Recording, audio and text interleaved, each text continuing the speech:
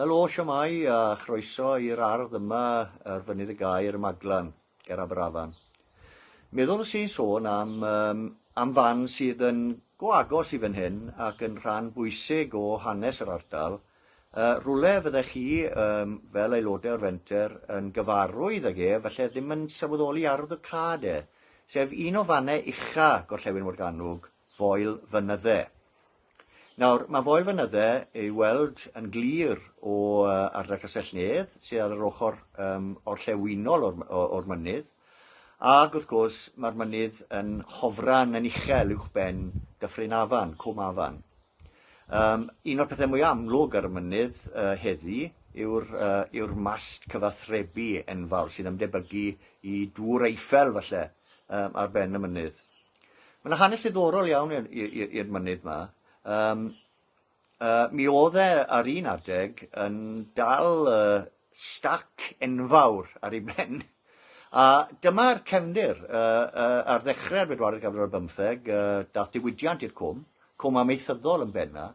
Fe dath gwaith Rio Tinto, gwaith copo Rio Tinto i'r cwm, am resymau gwahanol.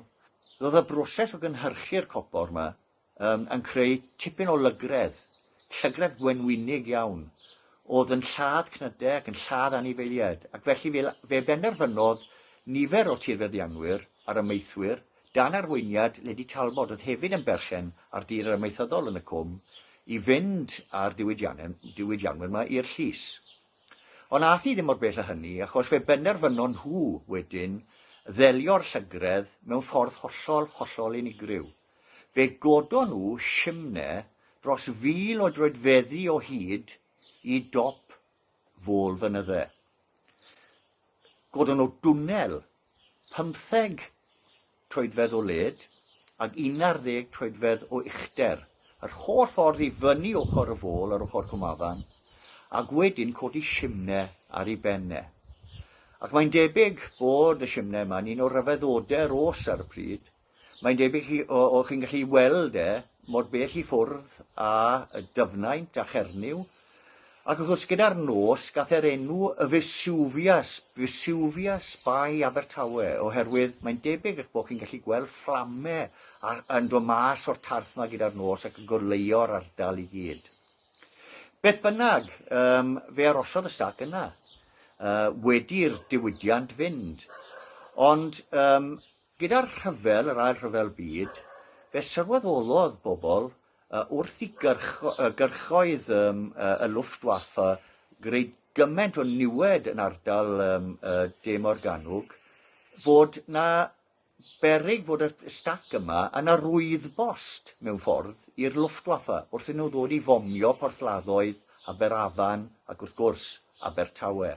Ac felly ym 1940 fe benderfynwyd dymchwel y stac. Ond mi ddath na olynydd, oherwydd wedi'r rhyfel ddatblygodd darlledu fwy ym Rydyn, ac felly yn sydyn roed fe gafodd seiliau'r stac rhywbeth hollol newydd ar ei bennau, sef mast neu drosglwyddydd teledu. Ac o'r trosglwyddydd yna hefyd yn ddiddorol iawn, ddath y cebl TV cyntaf. Oherwydd mi yna gwmni yn ardal Castell-nedd a Phort Talbot, sef Red Dragon Relays, oedd yn darparu teledu trwy ceblau i drigolion yr ardal. A dweud y gwir, mi roedd Stad Sanffis wedi adeiladu gyda ceblau yn barod o fewn seiliau ac yn y blaen yr adeiladau. Nawr, wrth gwrs, mae'r mynydd yn dal i wasanaethu'r ardal gyda'r mast cyfathrebu newydd. Felly, os ydych chi yn cael cyfle i fynd i gerdded i dop y fôl, ewch da chi, oherwydd mae'r golygfeydd yn ei hunain yn fendigedig. Fe fedrwch chi weld de o'r Llewyn Lloegr, Gwlad yr Haf a dyfnaint i'r de, ac wrth gwrs bryniau bendigedig Caerfyrddin i'r Gorllewin.